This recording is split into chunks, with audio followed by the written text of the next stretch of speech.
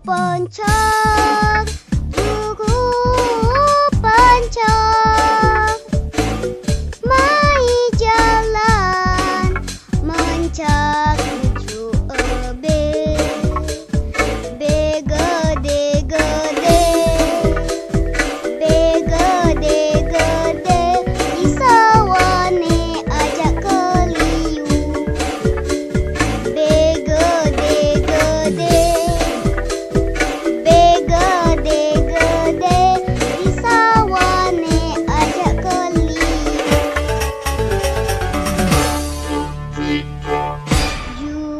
Pencak